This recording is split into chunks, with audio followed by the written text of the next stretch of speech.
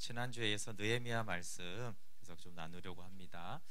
네, 우리 지난주에 우리 서영서 목사님이 하늘이가 예배 시간에 딴짓을 계속해서 뭐 하나 했더니 나중에 보니까 성경 설교를 다 기록하고 있더래요. 그래서 너무 깜짝 놀랐다고. 말씀을 다 기록하고 말씀을 다 잘 듣고 샘문 이런 거 잘 모를 텐데 단어도 어려운데 그런 거 다 적어서 네. 우리 다음 세대를 특히 이렇게 말씀할 때 잘 몰라도 기록하고 정리하면 말씀도 굉장히 잘 알고 더불어 공부도 아주 꼼꼼하게 잘하게 될 거예요. 네. 성경을 이해하면 모든 책이 쉽습니다. 그리고 성경보다 쉬운 책이 이렇게 많지 않습니다. 성경을 봤는데 이게 뭐 너무 쉽게 이해가 다 되고 읽혀지네. 그러면 거의 웬만한 인문학 책들은 그냥 쉽게 볼 수 있어요. 과학은 조금 다르지만 사실 과학적인 접근들도 할 수 있습니다. 왜냐하면 이 성경만 연구하는 사람이 얼마나 많아요, 그렇죠? 이 성경만 가지고 박사학위를 딴 사람이 너무 많기 때문에 성경을 잘 이해하는 것이 사실 또 지혜를 얻는 길이기도 합니다. 오늘은 롤러코스터 신앙 왜 그럴까요? 라는 제목으로 함께 말씀을 나누려고 하는데요. 근데 지난주에 성벽 재건의 용사들에 대해서 봤습니다. 느헤미야로 시작된 이 성벽 재건이 모든 백성들이 함께한 놀라운 역사입니다. 이제 이 이스라엘 백성이 돌아온 이후에도 이 성벽 재건을 엄두를 못 냈는데 이 70년 이상 황폐했던 이 성벽이 단 52일 만에 재건이 되었습니다. 이게 얼마나 놀라운 속도냐면은 모든 대적과 주변의 모든 이방 나라들이 이것을 듣고 다 두려워하고 낙담할 정도로 대단한 일이었습니다. 그래서 제가 또 지난주에 근데 이 일을 하는데 뭐 여성, 귀족, 가난한 자, 연약한 자 이런 모든 사람들이 다 함께 했다라고 했고 자기 방 앞에 세운 무슬람도 있고 또 사노아 주민들은 정말 이름이 알려지지 않은 성읍 사람들인데 청규빗이나 성읍을 건축했다라고 했습니다. 그리고 이제 각자가 건축하고 연결해서 성벽이 되는 이 모습이 에베소서의 교회가 세워지는 모습과 동일하다라고 했습니다. 하나님이 어차피 교회와 공동체를 세울 때는 말씀이 생명이 되어지는 공동체를 세우는 것입니다. 그래서 느헤미야가 이 성벽 벽 자체에 돌덩어리를 쌓는 데 목적이 있었다는 것이 아닌 것을 느헤미야를 통해서 우리가 잘 알 수가 있습니다. 느헤미야가 세우려고 했던 것은 말씀으로 사는 언약 공동체를 세우려고 했던 것입니다. 그래서 성전은 있었지만 그 성전이 제 기능을 하려면은 성벽이 함께 있었어야 되는 것이죠. 그래서 성전을 다시 회복시키고 레위인들과 제사장들을 바로 세우는 일들과 또 언약 백성들이 말씀으로 살게 하는 일을 했어요. 그래서 성벽이 건축되고 나서 바로 성벽 낙성식을 하고 야, 다 됐다 이렇게 하지 않고요. 느헤미야가 성벽을 재건한 이후에 이제 에스라를 통해서 말씀을 가르치게 하는 것입니다. 사실 그 부분이 훨씬 더 클라이막스에 해당하는 부분이고 언약을 다시 굳게 세웁니다. 그러면 언약이 이제 구약에서 가장 중요하다고 했잖아요, 그렇죠? 그래서 모세가 시내산 언약을 맺고 다시 모압 언약을 갱신하고 여호수아가 언약을 갱신하고 그래서 이렇게 하나님의 사람들이 세워질 때마다 백성들이 돌아올 때 언약을 다시 세우는 것인데 느헤미야에서도 다시 이제 언약을 이렇게 다시 세우는 것입니다. 그렇게 이제 보면은 6장에서는 이제 성벽이 완공이 됩니다. 그러니까 이제 성벽을 짓기로 기도했으니까 성벽이 지었었으니까 이제 된 것 같은데 6장으로 끝나지 않죠. 사실 성벽 완공은 이제 시작에 불과한 것입니다. 그래서 이제 7장에서는 귀한 자들이 나오는데 그들은 이제 성이 건축되는 것이 아니라 그들에게 살아갈 언약 백성들 하나님의 백성들을 이제 이주시키기 위해서 쭉 이제 계보들을 나옵니다. 그리고 이제 8장에 에스라와 레위인들이 이제 말씀을 가르치죠. 말씀을 가르치면서 이들이 말씀을 밝히 알면서 이제 초막절을 지키는 그런 모습이 나옵니다. 우리 느헤미야 8장 10절부터 12절 한번 같이 읽어보겠습니다. 그 앞에 있으니까요. 8장 10절부터 12절입니다. 이 말씀을 가르치는 한 부분만인데요. 10절부터 시작. 느헤미야가 또 그들에게 이르기를 너희는 가서 살진 것을 먹고 단 것을 마시되 준비하지 못한 자에게는 나누어 주라. 이날은 우리 주의 성일이니 근심하지 말라. 여호와로 인하여 기뻐하는 것이 너희의 힘이니라 하고, 레위 사람들도 모든 백성을 정숙하게 하여 이르기를 오늘은 성일이니 마땅히 조용하고 근심하지 말라 하니, 모든 백성이 곧 가서 먹고 마시며 나누어 주고 크게 즐거워하니 이는 그들이 그 읽어 들려준 말을 밝히 알미라. 아멘. 네, 여기 이제 여호와로 인하여 기뻐하는 것이 너희의 힘이다. 이제 이 말씀도 여기에 있죠. 그리고 12절에 보면 모든 백성이 가서 먹고 마시며 나누어 주고 크게 즐거워했어요. 그러니까 서로 나누어 주고 기뻐한다, 먹고 마신다는 것은 이제 공동체가 회복이 되었다라는 것인데, 그 근본적인 목적이 이는 그들이 그 읽어 들려준 말씀을 밝히 알았다는 것이에요. 그러니까 말씀을 밝히 깨달아 알면서 이들이 회개하고 또 금식하고 기도하고 그리고 이제 사람들에게 나누어 주고 기뻐했습니다. 그러니까 하나님과의 관계가 회복이 되었고 서로 나누는 공동체가 회복이 된 것이 말씀으로 시작이 되었습니다. 근데 여기서 멈추지 않고 이렇게 막 기뻐하고 끝난 것이 아니고요. 그 중에 이제 특별히 리더들이 더 하나님의 말씀을 알고자 에스라에게 찾아가서 말씀을 더 알려달라고 했어요. 그게 이제 13절 말씀인데요. 한번 같이 13절 말씀 한번 읽어볼게요. 시작. 그 이튿날 무 백성의 족장들과 제사장들과 레위 사람들이 율법의 말씀을 밝히 알고자 하여 학사 에스라에게 모여서, 네, 여기 보면은 여기는 처음에 많은 사람들이 그랬고 아이들까지 그랬고, 두 번째는 이제 리더들이 에스라를 또 찾아간 것이에요. 그래서 여기 목적이 율법의 말씀을 밝히 알고자 했어요. 그러니까 12절에 말씀을 밝히 알았잖아요, 그렇죠? 근데 안 사람들이 이제 더 많은 하나님의 말씀을 밝히 알고자 에스라에게 찾아간 것이죠. 그런데 이제 이 에스라에게 더 많은 말씀을 배우고 그 말씀을 이제 듣다가 성경의 초막절을 지키라는 말씀을 발견한 것이에요. 그러자 이제 그때가 막 초막절을 지켜야 되는 때였기 때문에 바로 이제 초막절을 지키는 말씀을 알자마자 바로 순종하는 모습이 17절 18절에 나옵니다. 8장 17절 18절 읽어볼게요. 시작.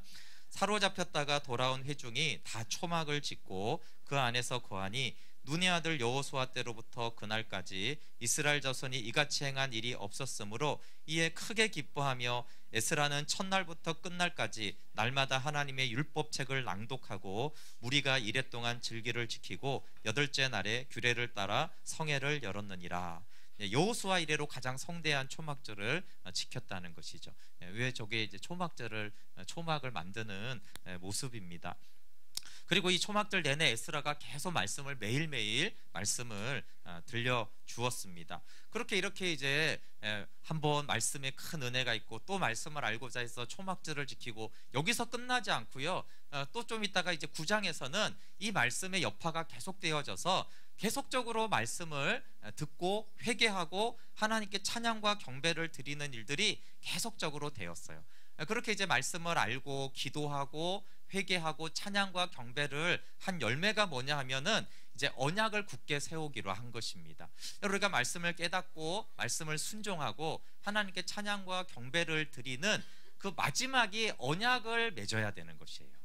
사실 언약이 가장 최종적인 하나님이 가장 기뻐하는 것이거든요. 근데 우리가 찬양하고 경배하고 하나님과의 언약 백성이 되지 않으면 사실은 미완성인데, 이 놀랍게도 느헤미야에서는 말씀으로 회개하고 기도하고 또 나누고 기뻐하고 그렇게 찬양하고 경배하고 그렇게 끝나지 않고요. 이제 하나님과 언약을 다시 맺겠습니다라고 이제 방점을 찍는 것입니다. 그게 이제 9장 쭉 나오는 내용이고, 우리 9장 38절 한번 읽어볼게요. 마지막 부분이죠. 9장에 38절 읽겠습니다. 시작. 우리가 이 모든 일로 말미암아 이제 견고한 언약을 세워 기록하고 우리의 방백들과 레위 사람들과 제사장들이 다 임봉하니라 하였느니라. 아멘. 네, 이렇게 이제 9장이 하이라이트를 찍고 10장은 이 언약을 너무나 중요하게 했기 때문에요.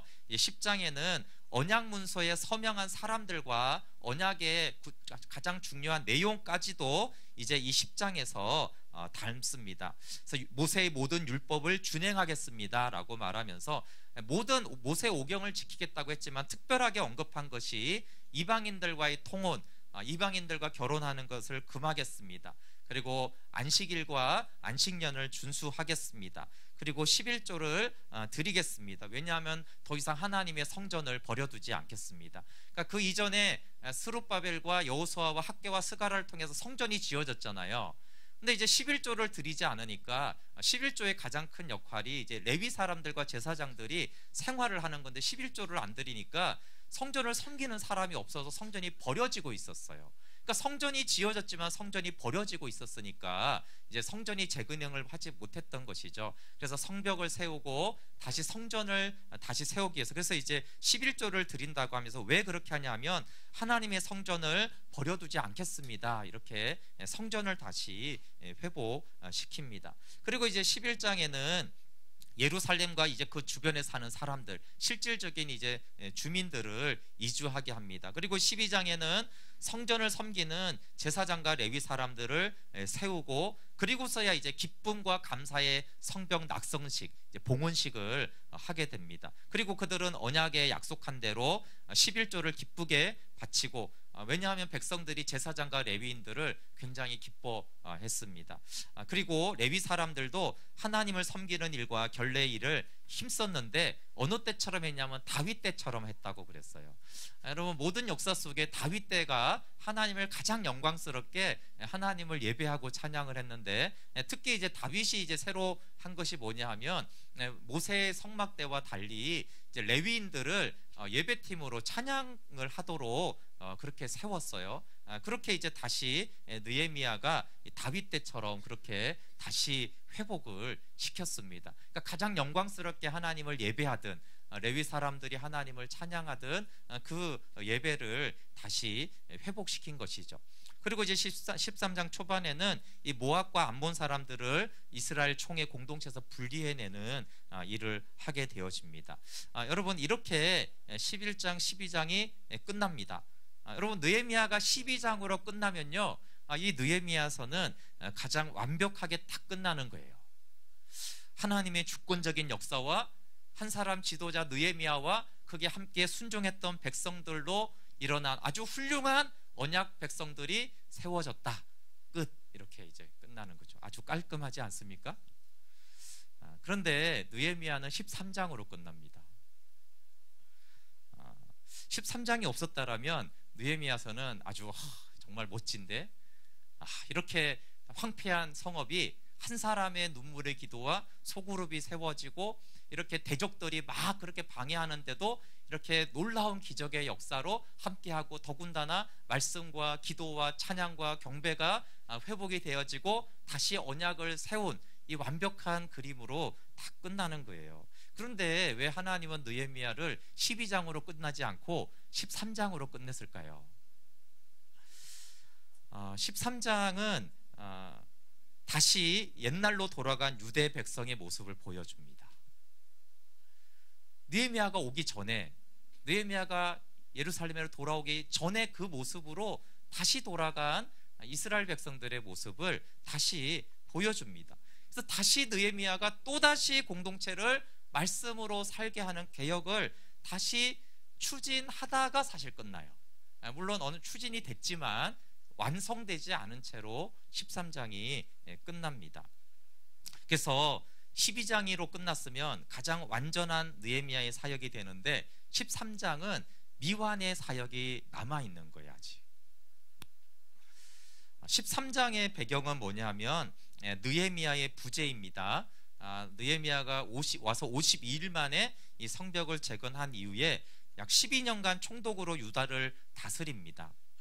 그리고 이제 12년 만에 아닥사스도 왕 32년에 페르시아로 다시 돌아가서 이제 왕에게 그동안 있었던 일들을 쭉 보고를 하는 것입니다. 여러분, 이때 돌아갔을 때 이게 잠시 페르시아를 갔다 오는 걸까요? 아니면 아예 페르시아로 돌아간 것이겠습니까? 이 느헤미야서를 보면 이때 느헤미야가 완전히 페르시아로 돌아간 거예요. 알 수 있는 본문이 두 가지가 있는데, 느헤미야 2장 6절에 보면 처음에 예루살렘으로 오기 전에 이제 왕이 이렇게 말합니다. 내가 몇 날에 다녀올 길이며 어느 때에 돌아오겠느냐. 왕이 가라고 했지만 돌아올 것을 전제로 보낸 거예요. 총독으로. 그렇죠? 그리고 이제 느헤미야는 기한을 정했다고 그랬어요. 그러니까 언제 제가 다시 돌아오겠습니다라고 기한을 정했죠.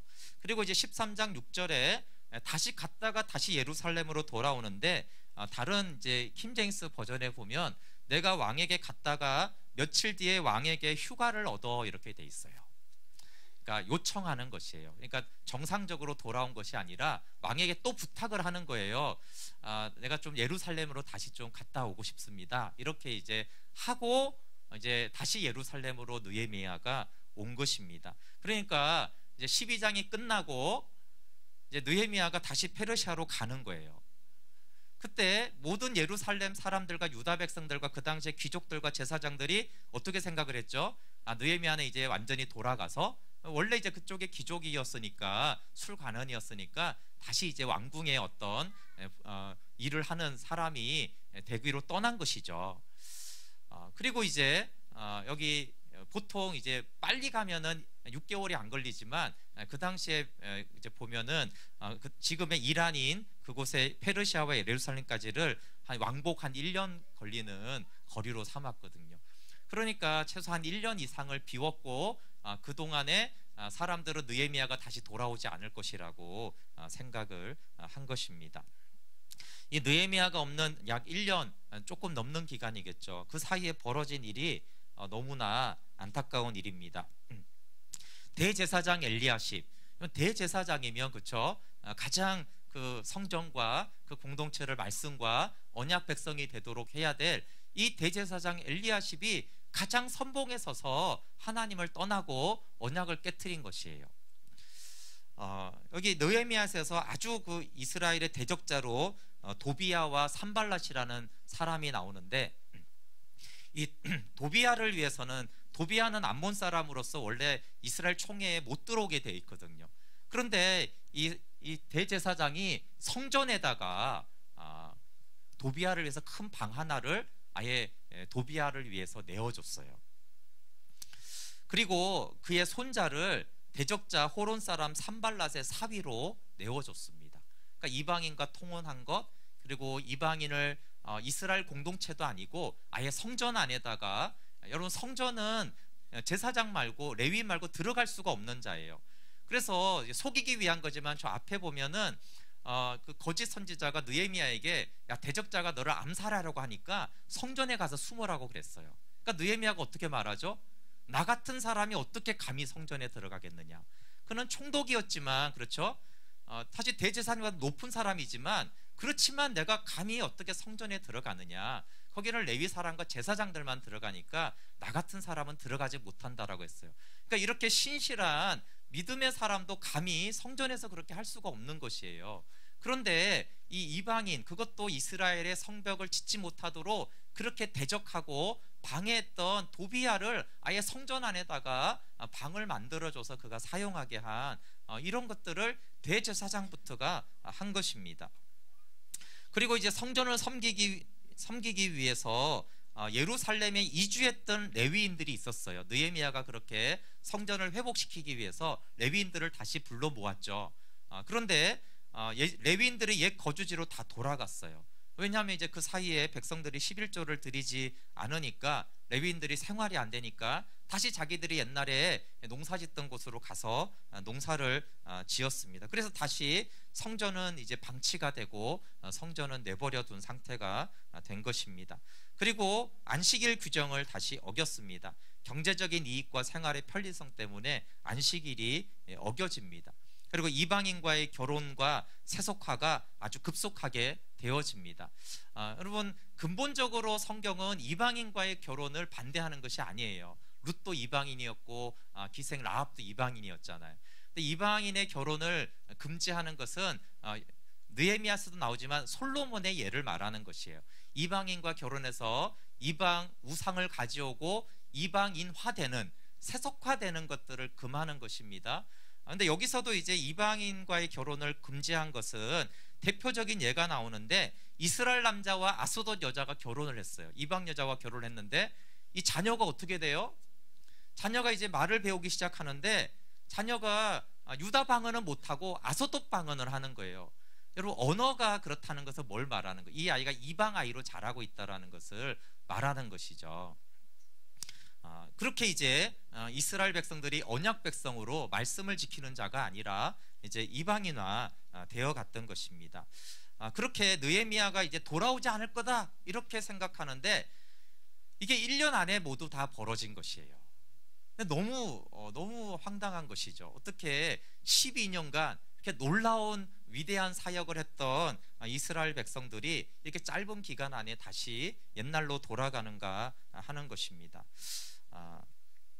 1장부터 12장까지의 유다 백성들, 느헤미야와 에스라의 지도하에 성벽 재건과 말씀을 순종하고 언약을 세운 이 12년간의 신앙생활을 생각해 볼 때 이게 좀 이해가 되지 않는 말씀입니다. 1년 만에 이렇게 망가질 수 있는가? 그리고 대제사장부터 어떻게 이렇게 앞장서 가지고 그럴 수가 있는가? 근데 여러분, 사실 이것이 우리의 모습이 아닙니까? 우리가 사경회를 하고 수련회를 하고 캠프를 하고 그러면 어때요? 와, 정말 오직 믿음으로 살아야지. 그렇지, 오직 말씀대로 살아야 돼. 말씀이 실제인 것이야.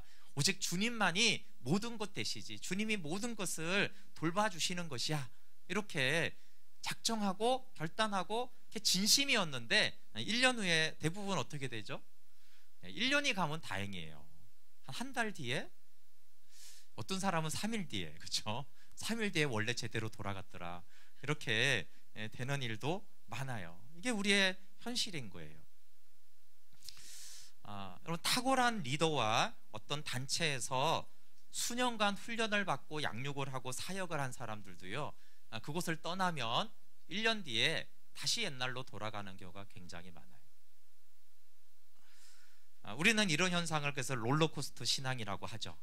업다운을 하는 거예요. 업다운을 하다가 마지막으로 어떻게 되면 정차하는 거예요. 그리고 어떻게 되냐면 이런 업다운을 많이 하게 되면은 기대감과 소망이 점점 없어져요. 나이가 들어가면서 점점 신앙이 더 좋아져야 되는데 롤러코스터 신앙이 나이가 점점 들어갈수록 어떻게 되냐면요, 점점 굳어지죠. 그리고 늘 이렇게 말하는 거예요. 느헤미야 때 대단했지. 그때 산호와 사람들이 참 대단했다니까. 걔네들 정말 어떻게 950m의 성벽을 쌓았을까? 이렇게 옛날 얘기를 하는 거예요. 근데 항상 옛날 얘기예요. 그리고 이 롤러코스터를 너무 오래 경험한 사람들은 이제 누군가가 새롭게 하나님을 만나고 은혜를 받아서 이제 말씀대로 언약 안에 살겠다라고 하면 어떻게 속으로 생각하는지 아세요? 한땐 다 그래. 좀 있어봐. 이렇게 이제 냉담해지죠. 왜냐하면 자기처럼 될 거라고 믿는 거예요. 그래서 막 말씀대로 살겠다고 하면 그렇게 주님이 하실 거예요. 이렇게 말하지 않는 거예요. 왜냐하면 다시 다운될 거니까 이렇게 이제 아예 말하는 것이죠. 그럼 자기의 신앙은 어떻다는 거예요? 더 이상 기대가 없는 거예요. 더 이상 업되는 것은 의미가 없다. 어차피 다시 다운될 거니까. 그러니까 이제 업될 이유가 없으니까 다시 가난한 마음으로 하나님을 찾을 이유가 없는 거예요. 다시 말씀을 찾아서 갈급함으로 하나님께 나아갈 필요도 없는 거죠. 그러니까 이제 그 뒤로는 사경회나 부흥회나 캠프나 이런 것들이, 수련회가 점점점 무의미해지는 것이에요. 왜냐하면 그래 봐야 다시 그럴 텐데. 그리고 이제 그것들이 이제 마음이 굳어지는 것입니다. 근데 이런 것이 개인에게만 있지 않고요, 하나님의 놀라운 부흥의 역사조차도 그렇습니다. 하나님이 전 세계적으로 많은 부흥들을 일으키셨죠. 그런데 그 중에 아주 대표적인 부흥이 영국의 웨일즈 부흥이에요. 이 부흥은 인도와 우리 평양 대부흥에도 영향을 끼친 놀라운 부흥이었어요. 근데 지금 웨일즈가 어떤지 아십니까? 제 친한 친구가 웨일즈에 선교사로 가 있습니다. 그 친구가 와서 웨일즈에 대해서 이렇게 말했어요. 웨일즈에는 정말 순수한 사역자들만 남아있다고. 이해가 가세요? 사역자들이 교인이 적어서 생활이 안 되는 거예요. 그래서 정말 믿음으로 하려는 사람들만 목회자로 남아있다는 그 뜻이에요. 그만큼 이제 교회가 많이 죽어있고, 그렇죠.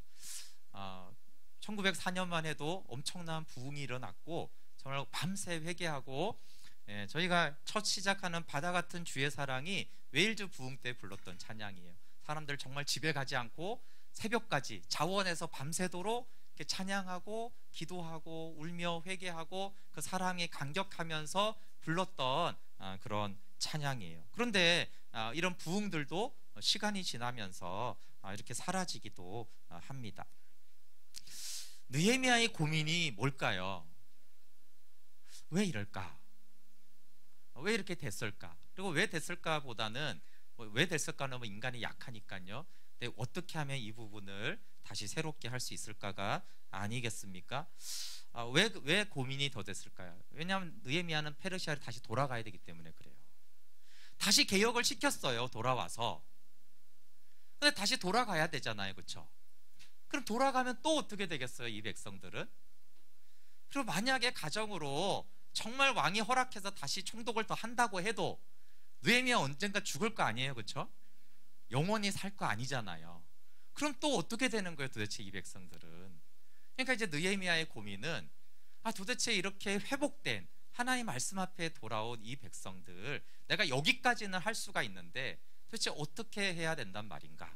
이것이 느헤미야의 큰 고민이고, 그렇게 사실 13장은 끝나는 거예요.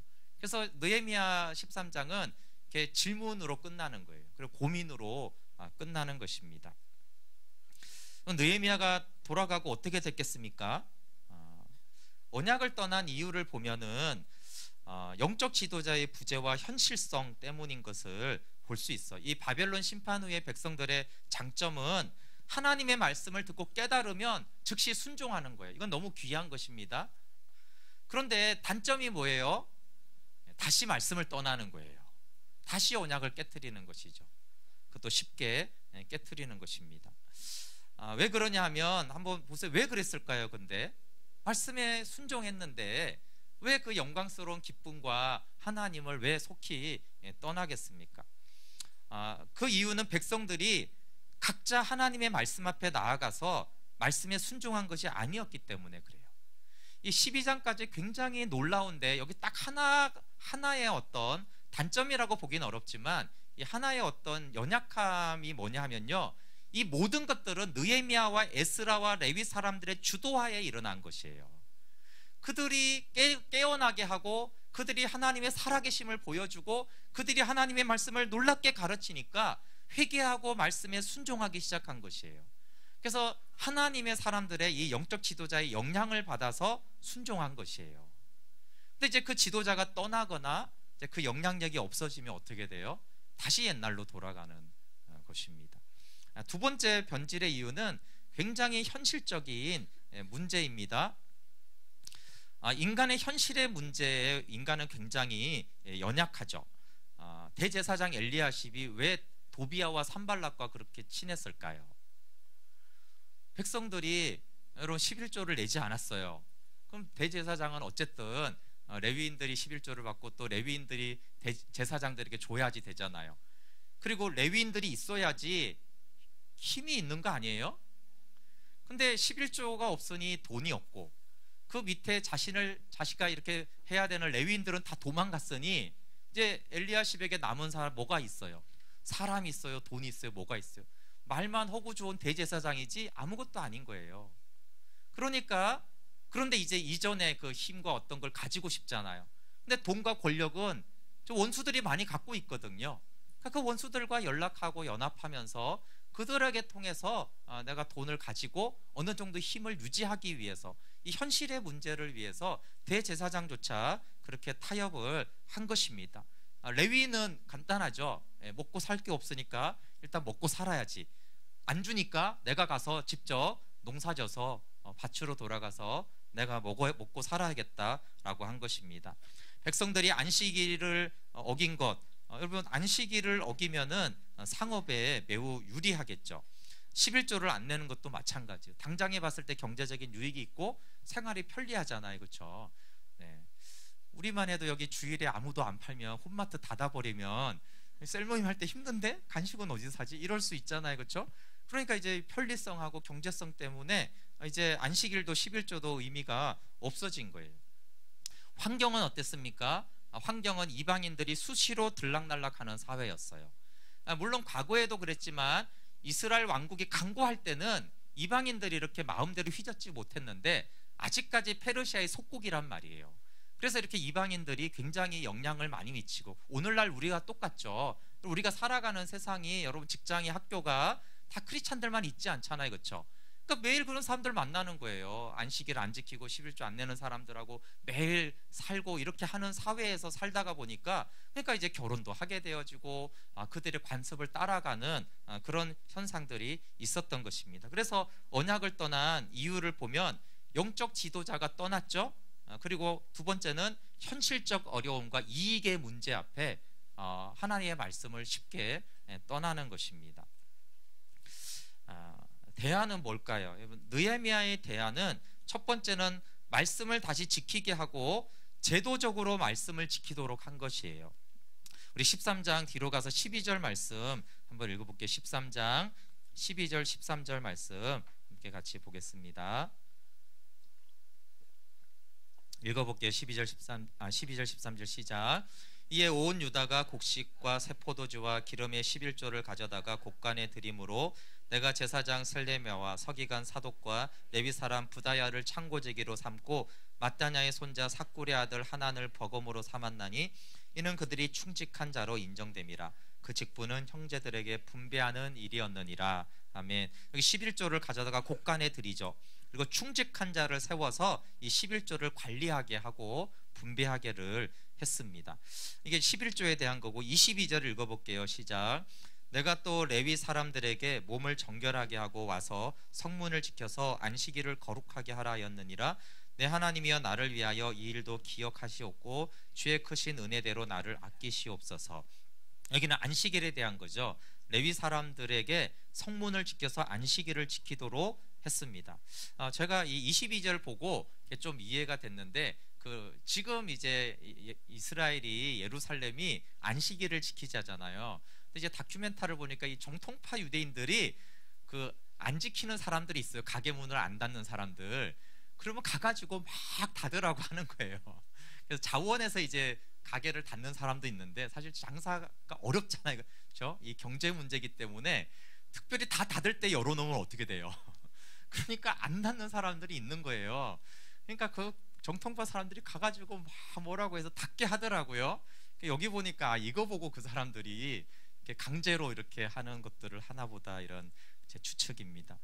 근데 어쨌든 이 충직한 자와 레위인을 세워서 11조나 이 안식일 문제를 해결하게 했어요. 충직한 사람을 세우고 말씀을 지키는 제도를 세우는 것이 필요한 대안이죠. 그런데 이런 것들은 사실 느헤미야가 이전에도 했던 것이에요. 그래서 이것으로는 부족한 것이죠. 여러분, 하나님이 말씀하시는 대안을 사실은 느헤미야는 했는지 안 했는지는 14장이 없으니까 모르지만 13장의 과제는 이게, 여기까지가 느헤미야가 할 수가 있었던 것이에요. 근데 하나님이 말씀하시는 대안은 여기에 끝나지 않고 새 언약 백성이 되는 것입니다. 우리 너무 잘 알지만 다시 한번 31장 예레미야 31절 32절 읽어볼게요. 시작. 여호와의 말씀이니라. 보라, 날이 이르리니 내가 이스라엘 집과 유다 집에 새 언약을 맺으리라. 이 언약은 내가 그들의 조상들의 손을 잡고 애굽 땅에서 인도하여 내던 날에 맺은 것과 같지 아니할 것은 내가 그들의 남편이 되었어도 그들이 내 언약을 깨뜨렸음이라. 여호와의 말씀이니라. 예로 옛 언약의 한계가 이미 하나님이 말씀하고 있죠. 내가 너희의 남편이 되었다. 내가 너희를 놀랍게 인도했다. 느헤미야서가 놀랍지만 출애굽과 그 가나안의 역사가 원래 놀라운 역사였던 거예요. 그런데도 너희가 나를 떠났다라고 하는 것이에요.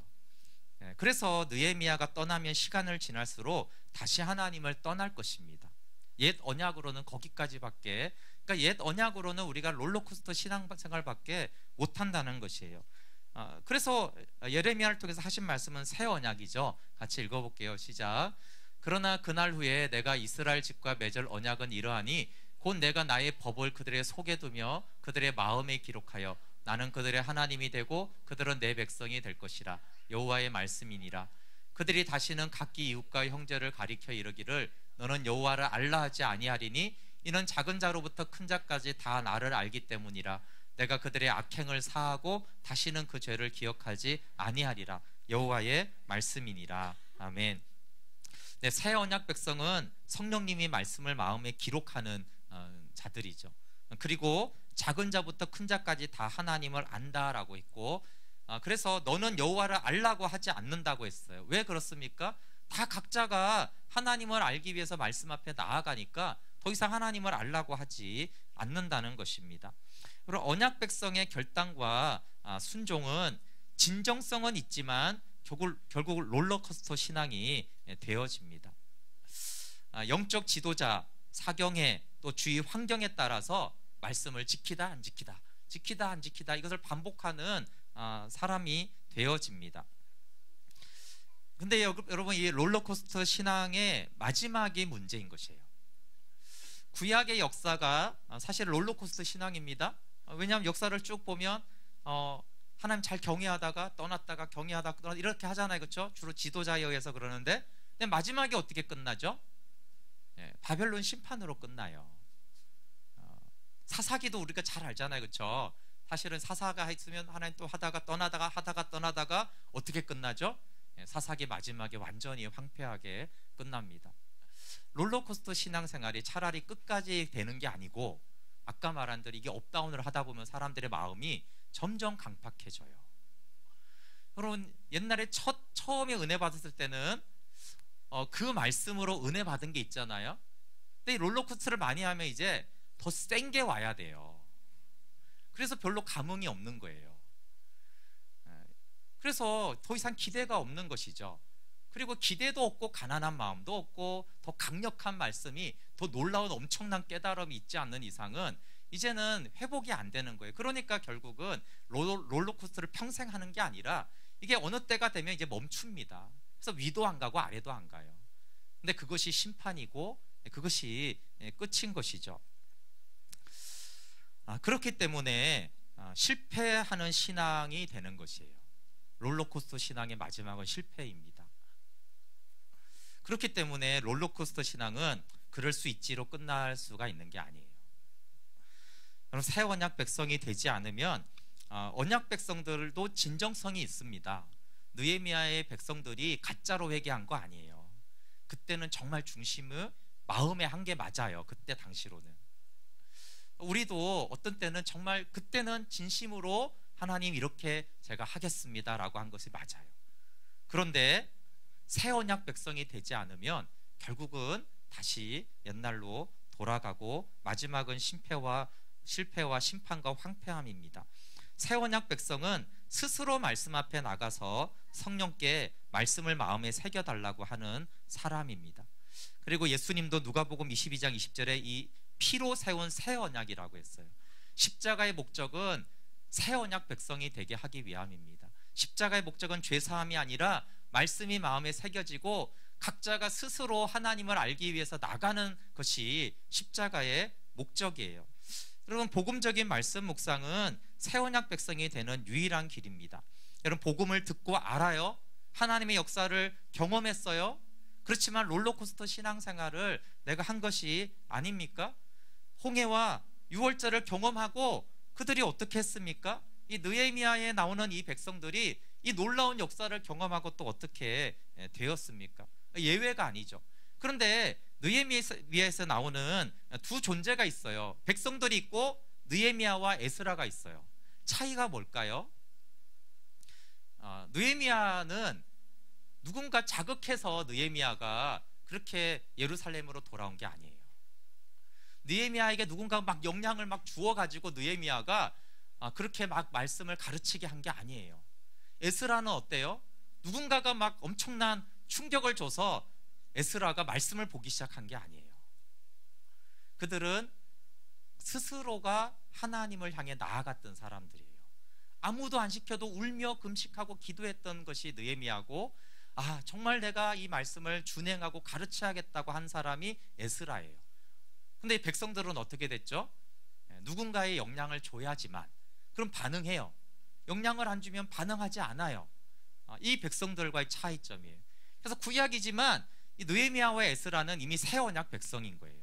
하나님을 각자 알기 위해서 나아갔던 백성들이고, 이 백성들은 그냥 언약 백성이죠. 거기다 언약을 지키다가 언약을 깨뜨렸다가 언약이 됐다가 안 됐다가 왔다 갔다 하는 사람들입니다. 느헤미야의 고민은 성벽 재건과 함께한 이 언약 백성을, 언약까지는 세웠는데 새 언약 백성이 되게 하는 것이었어요. 근데 뭐가 어렵죠? 느헤미야는 총독이었기 때문에 사람을 임명하거나 제도를 만드는 것까지는 느헤미야가 할 수 있었어요. 또 이렇게 귀한 에스라 같은 믿음의 사람들을 세워서 말씀을 가르치는 것까지는 느헤미야가 할 수가 있었어요. 근데 느헤미야가 총독의 능력으로 할 수 없는 게 뭐예요? 각자 하나님 앞에 나가게 하는 거죠. 이걸 어떻게 해요? 아니 총독이라고, 아니 왕이라고 어떻게 그걸 하냔 말이에요. 그건 다윗 왕도 할 수 없고 황제도 할 수 없는 거예요. 그건 왜냐하면 그건 각자가 마음에서 하는 일이지 제도를 만들거나 사람을 세워서 이런 거야 할 수 있지만 그렇잖아요. 대통령이 우리 각자 백성들의 마음을 어떻게 할 수가 있어요? 그건 김정은이도 못하는 일이에요. 그러니까 누구도 인간은 할 수 없는 게, 그게 느헤미야의 고민인 것입니다.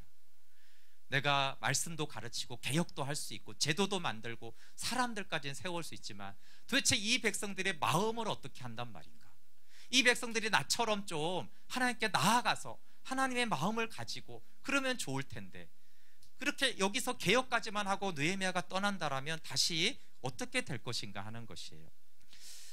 여러분, 복음적인 말씀 묵상은 율법 종교적인 행위가 아닙니다. 새 언약 백성이 되기 위해서 이 말씀 앞에 나가는 것 외에 다른 길은 없습니다. 여러분, 놀라운 말씀을 깨닫고 막 회개한 적이 있고 하나님의 역사를 경험한 것만으로는 부족합니다. 그런 것들을 통해서 우리 각자가 하나님께 나갈 기회가 되는 것이에요. 느헤미야의 이 백성들하고 우리가 별로 다르지 않습니다. 그러면 이들이 우리의 모습이 아닙니까? 여러분, 교회가 4월부터 복생 캠프를 하면서 교회적인 말씀 묵상을 하려고 합니다. 각자 할 수 있는 만큼 정말 스스로 나아가게 원해요. 물론 강제로 묵상을 하게 할 수도 없죠. 만약에, 왜냐하면 저는 총독이 아니니까요. 그렇죠? 저는 목사지, 총독이 아니에요. 근데 만약에 총독이어서 김정은 같으면 강제로 하게 할 수는 있죠. 근데 이미 성경은 강제로 묵상을 하게 한 사람은 어차피 새 언약 백성이 아니에요. 강제로 묵상을 하는 것은 새 언약 백성이 아니라고요. 새 언약 백성은 분명히 너는 여호와를 알라고 하지 않는다고 그랬어요. 강제라는 게 뭐예요? 너는 여호와를 알라, 너는 여호와를 알라, 이렇게 하는 게 강제 아니에요? 그걸 강제적으로 하게 하는 거잖아요. 이미 너는 여호와를 알아야 돼, 알아야 돼, 묵상을 해. 오늘 안 할 거야? 어제 했어 안 했어? 오늘 했어 안 했어? 이거 자체가 이미 새 언약 백성이 아니에요. 그렇게 했어요. 맨날 숙제하고 혼내고 아니면 용돈으로만 구슬리고 이렇게 해가지고 했어요. 근데 그렇게 한 사람은 새 언약 백성이 아니라고요. 이미 그것 자체가 뭐예요? 이미 영향하에 누군가의 영향을 받아서 하는 것이잖아요. 그거는 이미 느헤미야가 앞에 백성들이 했던 것이에요. 물론 그것도 안 하는 사람보다는 그렇게 하는 사람이 낫습니다. 그렇죠? 느헤미야 말에 거기 보면 안 따르는 사람들이 있었거든요. 성벽 재건에도 참여 안 한 사람들이 있어요. 그들보다의 100배 낫죠. 그렇지만 강제로 하는 것은 새 언약 백성이 아닙니다. 그리고 새 언약 백성이 아니면 어떻게 돼요? 결국은 심판과 황폐함으로 끝나는 것이에요. 그래서 영적 지도자가 부재하고 또 현실적인 어려움을 넘어서는 이 롤러코스터 신앙을 넘어서기 위해서는 내가 스스로 뜻을 정해야 돼요. 하나님, 내가 어떤 백성이 되겠습니까? 아니, 내가 신앙생활을 하는데 이렇게 롤러코스터 신앙생활을 하겠습니까? 이미 여기 너무 많이 한 사람은 이제 이런 설교도 감흥이 없는 거예요. 내가 옛날에 다 해봤다니까, 내가 옛날에 성경을 백독도 해봤지. 여러분, 그때 새 언약 백성이었습니까? 아니어서 그런 거예요. 만약에 여러분 새 언약 백성이 그때 되었는데 불 받고 이런 거 말고요, 내가 정말 새 언약 백성으로 내가 작은 자나 큰 자나 다 하나님을 알기 위해 나아간, 그렇게 신실하게 하나님께 나아갔는데도 여러분이 다시 황폐했다면 그건 말씀이 잘못된 것이에요. 하나님께 따지세요. 말씀이 잘못됐으니까. 근데 여러분이 불 받고 은혜 받고 뭐 말씀 깨닫고 놀라운 훈련 받고 말씀 읽었고 이런 거 다 말고 새 언약 백성이었냐는 거예요. 오직 새 언약 백성만이 신실하게 하나님을 알아가고 더 풍성한 생명을 누립니다. 누군가에 의해서가 아니고. 물론 처음에는 누군가에 의해서예요. 그렇죠? 모세가 아니면 어떻게 이스라엘 백성들이 시작을 하고 느헤미야가 아니면 어떻게 다시 언약을 세우겠어요? 근데 느헤미야의 고민은 여기서 끝나면 안 되는데, 여러분 느헤미야 14장이 어떻게 됐을지가 성경에 나오지 않아요. 만약에 느헤미야가 여기까지 새 언약 백성까지 갔다라면 이것은 너무나 아름다운 일인데, 느헤미야 같이 훌륭한 지도자가 있어도, 에스라 같은 뛰어난 이런 영성가가 있어도, 말씀 전하는 자가 있어도 13장에서 끝나면요, 이거 다시 불안한 거예요. 그럼 캠프를 하고 수련을 하고 젊을 때 어땠고 첫사랑이 어땠고, 그래서 거기서 끝나면 안 되고, 하나님 내가 매일 이 새 언약 백성으로 작은 자나 큰 자나, 그래서 우리 어린아이들이나 뭐 똑똑하나 미련하나 신앙생활을 오래 하나 많이 하나 말씀을 잘 아나 모르나 상관없어요. 이게 큰 자나 작은 자나라고 했으니까 다 그냥 하나님을 알고 싶어서 하나님 앞에 나아가는 그 새 언약 백성이 되기를 바랍니다. 제가 강제로 할 수도 없지만 강제로 해도 안 되기 때문에 하는 것이에요. 이게 되느냐 안 되느냐가 우리 교회가, 우리 각자가 새 언약 백성이 되느냐, 아니면 다시 그 황량한 다시 옛날로 돌아가느냐의 문제가 여기에 있기 때문입니다. 함께 같이 찬양하고 기도하겠습니다.